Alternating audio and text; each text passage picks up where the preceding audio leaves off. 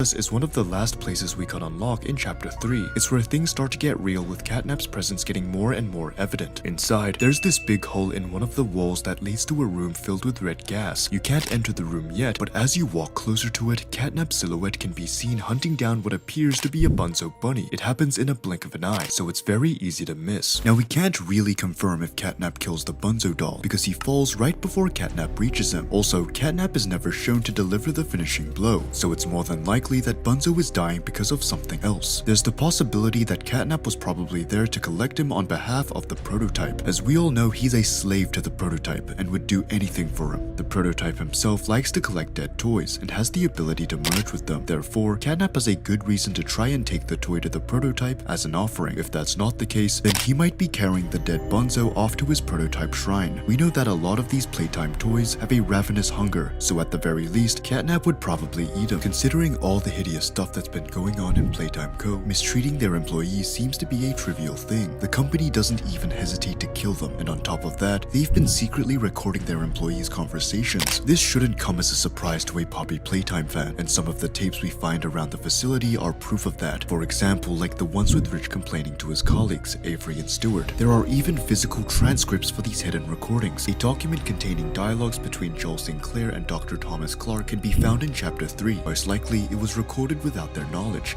Interestingly, the lines of Thomas Clark's are blacked out, but we can still read Joel Sinclair's lines to get hints of what happened to Theodore Graham Bell, better known as Catnap. One of them reads, "That poor kid. I saw the burns as they were wheeling him out, but nobody knew what was going on. Something about him sneaking out of Home Sweet Home. That day, Theodore almost got himself killed. The prototype instructed him to use the green hand to open a door, but unfortunately, he shocked himself instead. This left him injured and practically knocking on death's door. Without some quick thinking from the prototype, Theodore wouldn't have made it back alive." And in another line, Joel says he's 7. How would he know what to do with it in the first place? Theodore was really young when they began experiments on him, so it's no wonder Catnap didn't turn out to be mentally stable. The next secret is actually presented to us in the first chapter, but its peculiarity becomes more apparent as we reach chapter 3. Remember the letter we received that ordered us to go find the flower? There are 2 misspelled words on the paper. The word disappeared has an extra S, and the apostrophe in the word we're is placed in the wrong spot. What we're most likely supposed to gather from this is that the person who wrote it is most likely a child, probably one who is still trapped inside a toy, or perhaps one of the living orphans who survived. But something doesn't feel right about it. Somehow, they have enough knowledge on how to use the post office to send a letter to an exact address. Also, the game makes it look like Poppy was the one who wrote it, due to her signature poppy flower drawn at the bottom. The fact that the first chapter ends with her tries to convince us that she's the one who sent it, but it's definitely not the case, because Poppy claims she's been stuck inside the case for a long time. It's also very out of character for Poppy to make spelling mistakes, since she is fairly mature and one of the smartest toys in the factory. Based on this evidence, someone else must have written it, most likely someone who never got a real school education. While we're still talking about Poppy, not many people seem to pay attention to this next clue. Why are there hanging dead toys in front of the door that leads us to These toys include the less popular ones like Brawn and Catby. Who killed them? Or better yet, who put them there? The one entity that's most likely to be responsible for that is the prototype. There are also words like danger, go back, and turn around written around the door. It would make sense if he did it to deter anyone who wants to reach Poppy, knowing that she's a threat to him. However, since the prototype's main focus is to merge with the dead toys, maybe it was Catnap who placed them there. I can see the prototype subordinate intentionally creating this gripping atmosphere to prevent anyone from opening the door. In chapter 2, there was actually supposed to be a different piece of dialogue that was removed from the game. Poppy speaks to us to let us know that she was trapped for a very long time, and that we need to stay with her because we're useful. However, in the original draft, she had a different dialogue, which was more bone-chilling than the one we have now. Listen to this. I know you came to find the ones who had disappeared all those years ago,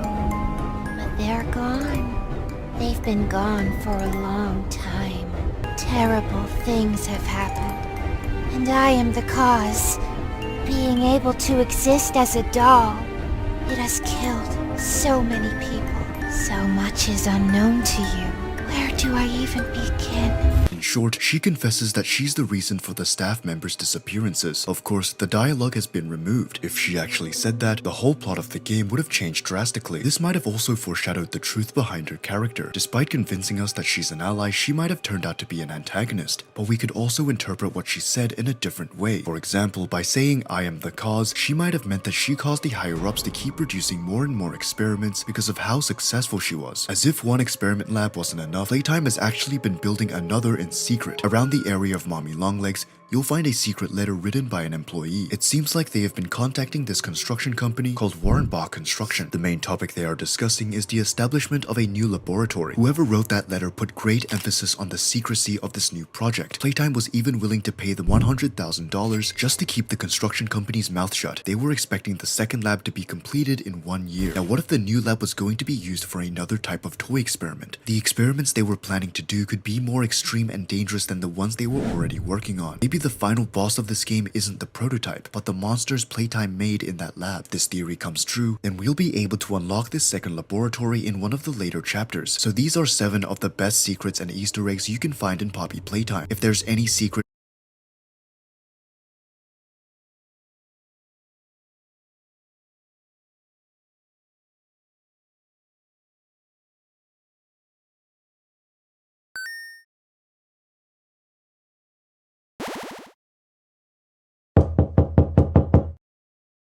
You know.